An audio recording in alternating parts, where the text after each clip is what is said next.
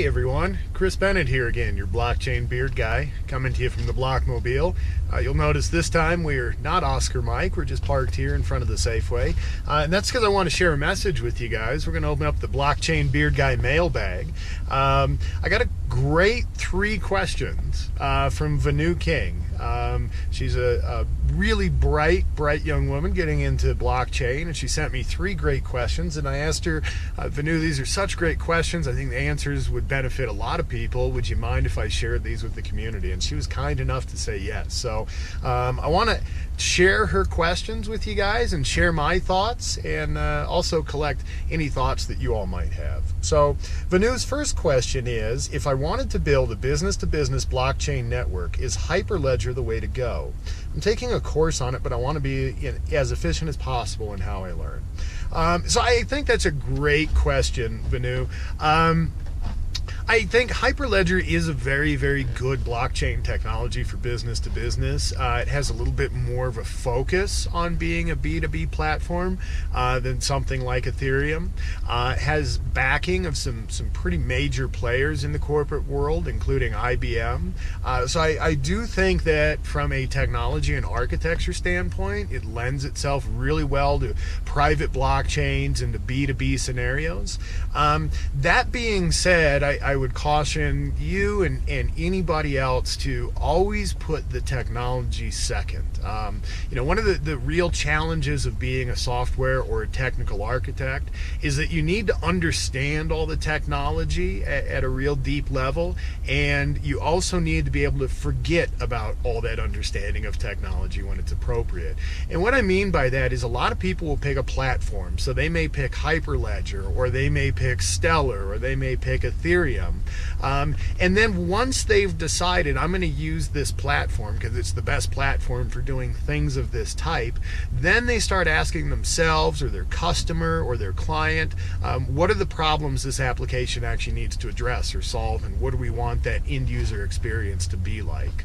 Unfortunately, you may come up with answers to those questions that, if you'd had those answers to begin with, would have changed the platform decision that you made. So that's my advice. I think Hyperledger, again, is a great B2B private blockchain solution, but I would encourage anybody, before you worry about the platform, really ask yourself, what does my solution need to do? What are the critical things it needs to perform? How does it make life easier or better or more enjoyable for the end user? And once you have questions to all that, then it's really a good time to dig in and start asking, what technology do I want to use to support that solution? It's a great first question. Veenu has also got a great follow-up question. She says, what are some business requirements that are critical for blockchain to be effective and valuable? I keep hearing about its application in providing visibility for transactions, such as supply chain and finance. But are there other ways the technology can be leveraged?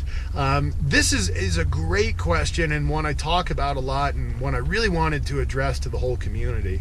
And that is, a lot of us, when we get into blockchain, we start off from the cryptocurrency side. We keep hearing about Bitcoin on the news, or a coworker bought some, and he or she's real excited about the price and how much money they've made. Or maybe you've got a neighbor who set up a little mining operation in their basement, and they're pumped about it. So a lot of people come into blockchain from cryptocurrency and from finance, and that's great, but it's really important to understand that there's so much more to blockchain than just crypto or finance.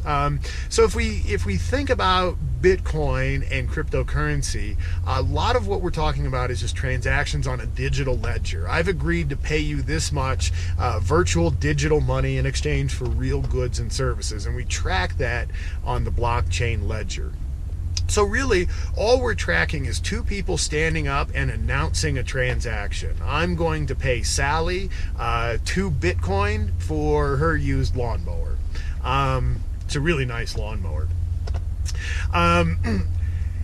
If we take finance out of that and handing money back and forth, then we're just left with two people standing up and making an announcement that is of value. So this may be things like you and your doctor making an announcement that you are O negative blood type, and that going on your medical record. So if you ever find yourself in a hospital, they have access to that kind of information about you. So there are a lot of really, really interesting two-party or multiple-party transactions that don't involve the exchange of money at all. And then if you step back another layer, we have all these transactions or announcements that are really important to capture, but don't necessarily involve multiple parties. So voting is a great example of this. When you go out and you cast your vote, there's no other party involved. It's just you, and you're casting your vote. It needs to be tallied right and verifiable, and that vote needs to be immutable, and that record needs to be trustable. But there's no money changing hands going back and forth, and there's not even more than a single party to the transaction. So it's a little bit of a mental shift, but if you can start thinking about blockchain as being an ideal way to capture any kind of announcement made anywhere in the world that is important, that it's important that we know that announcement hasn't been tampered with, and that it's immutable and that it can't be changed, these are great use cases for blockchain. And then Veenu's last question, great question. She asks, are there any recommendations for fun side projects that could help me practice my skills and experiment? You know, what I would say there is there really is no bad test project in blockchain. If you have something that you're interested in, go ahead, jump right into it. So for example, when I first got started in blockchain, I thought there was way too much discussion and focus around blockchain being just cryptocurrency. So I built an Ethereum-based voting platform for managing elections, getting results, things like that. And it's been a great way to show people that blockchain can be used for more than just money. If you dive into the Truffle framework, Truffle has a number of sample projects in a box that you can pull down, look at the code, see everything working, and start building off that. One of them is an Ethereum-powered pet shop, so if you want to do pet adoptions, have people see pets and go ahead and register one, they've got a whole app built that you can go ahead and work on. And then you can always, if you want a fun project, just build your own coin, build your own cryptocurrency. You don't actually have to use it or issue it or worry about ICOing or it having any value. Sometimes it's just fun to create a million beard coin or Veenu coin and give them out to your friends and family, show them how to set up a digital wallet, and you can have fun, exchange them back and forth. I thought this, if you have young kids, might be a fun thing to do to teach them about economics and cryptocurrency. Maybe you make up your own family coin and you can pay the kids virtual coins for doing chores around the house, and at the end of the week they can redeem those for ice cream or some kind of treat or reward.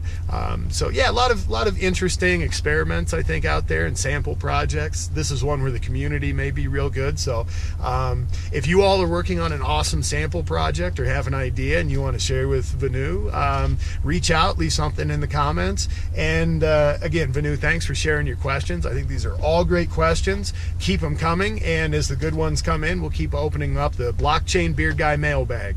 Until next time, hope you guys are having a great day.